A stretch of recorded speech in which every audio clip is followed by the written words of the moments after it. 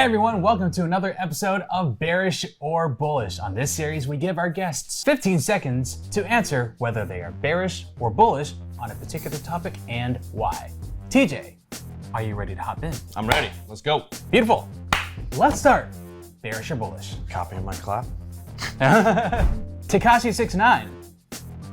I don't even know what that is. What is that? Really? Yeah. We really don't know Tekashi 69? A rapper? Yeah. Yeah. Oh wow. I mean, I'm horrible at knowing bands and names, and I just know music. Okay. Yeah. Skip that one. I think it's good to say whether or not you have an opinion on something, even if you don't know what it is, because it's smart. Okay. I think more people should have less opinions. There you go. Yeah. No opinion on that one. Squid Game. Squid Game. I've been hearing a lot about this. It seems to be. I haven't actually watched any of it myself. I hear it's very interesting, very dark, very intriguing. I am bullish on international media growing, so I'll go bullish. Hockey. Hockey. That's a tough one. I love hockey. I grew up playing hockey. It's a great sport, but is it going to continue to grow over time? I don't know in the sporting industry, so I'm going to go bearish on hockey as far as the sport growth. I feel like it's dying. But I will say, esports is blowing up. I see esports, soccer, things that have international appeal really blowing up. But hockey, I'm going to have to stay bearish, unfortunately. Even though it's a great game, it's a great sport, everybody loves it. It's great to go in person. Everybody loves going to hockey games. So. Monero, privacy coin. I am bullish on privacy for the future, not necessarily as it relates to price, but as it relates to use case and need. I think we'll see over and over that privacy becoming more important maybe in the next 5, 6, 7, 8 years. So bullish on Monero. I also like Pirate Chain and Zcash as other privacy coin alternatives, but love Monero. A lot of great technology comes out of it, and that's the other thing to keep in mind with these privacy projects. They're always pushing the envelope for better peer-to-peer encryption and privacy. So a lot of the best innovations in blockchain come out of these privacy projects. University education. University education, absolutely bearish. I feel like the price doesn't fit the value in any way or capacity for a variety of different reasons. I also feel like the education is dated, slow to update, and inaccurate in a lot of ways. So bearish. You learn a lot with experience, you learn a lot on the job, and you learn a lot faster. And the world we're in now moves so fast that by the time it gets into a textbook and circulated, generally a lot of the times that information is dated. And a lot of times it seems like it's coming from a specific viewpoint that fits that of the university or those who are creating it, if that makes sense. So I would say bearish in a big way. Telegram, great peer-to-peer messaging app, has really good end-to-end encryption.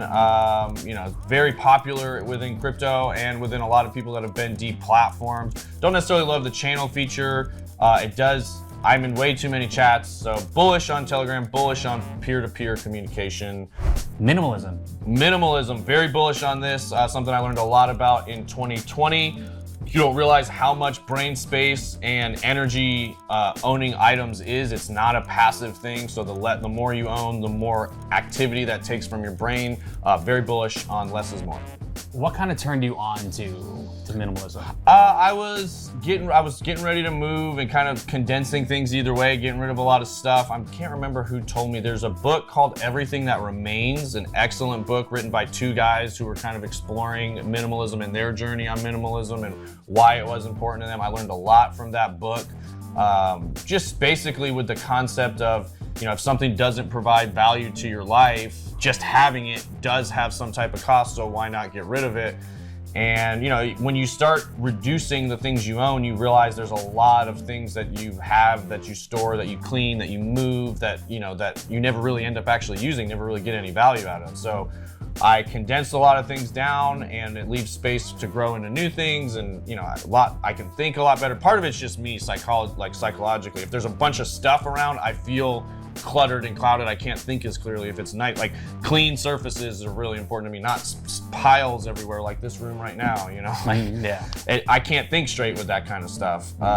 So for me, that was a big part of it. And then there was a couple little tricks in there. They called it their 20 for 20 rule, where there's all these little items that people store, random cords or chargers or this and that. Everybody's got that box of junk that I don't want to throw it away because I might need this again one day.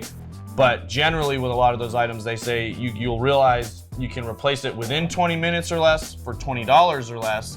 So if you just get rid of all those items and you realize, like, oh, if I need to replace it, I can, you realize you almost never do, and then you have so much less clutter, so much less stuff. And that little tip there really makes you look at a lot of those little knickknacks and stuff a lot differently, or at least it did for me.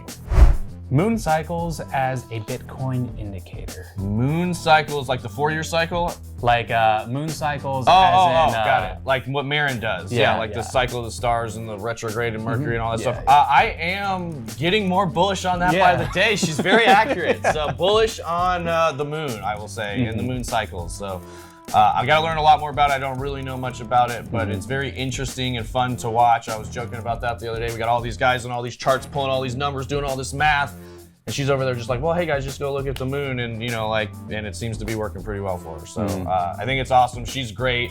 I'm sure there's a lot of other people that do stuff, around that too, as it relates to Bitcoin and just ebbs and flows of the universe, I guess. But bullish on the moon. Dunkin Donuts. They're like midway with everything. People like their donuts, but they don't love their donuts. A lot of people like their coffee, but it's cheaper coffee. So I'll go bullish, I guess, just because I'm an optimist. Yoga.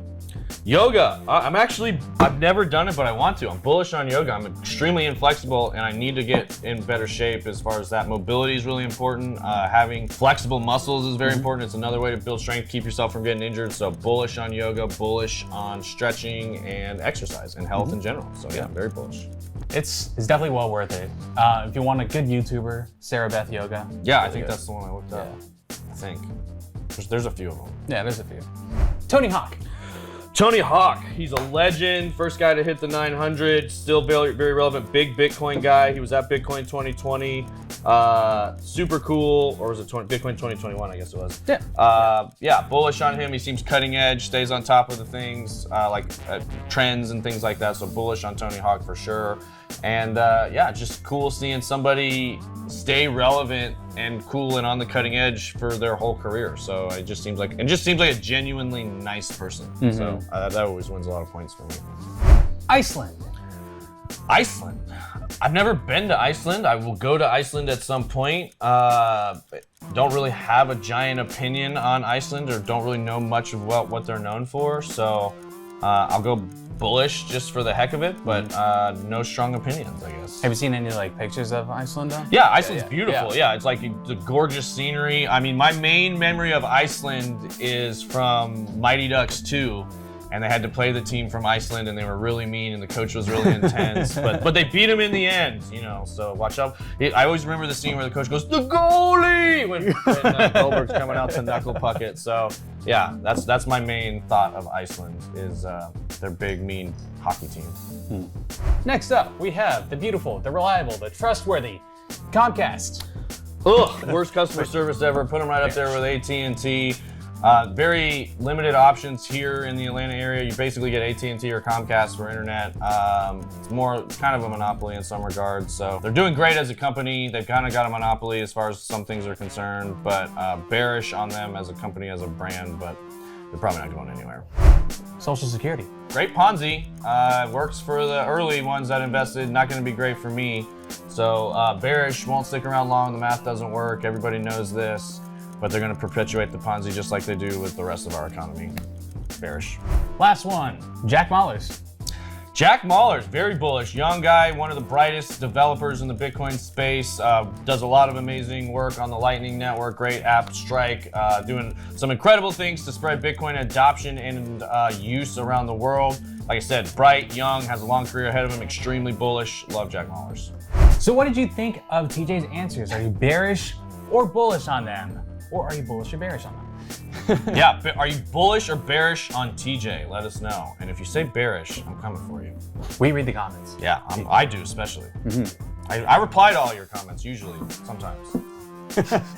Please let us know down in the comments what you think of these answers. And also, if you have any suggestions for bearish or bullish in the future, please let us know.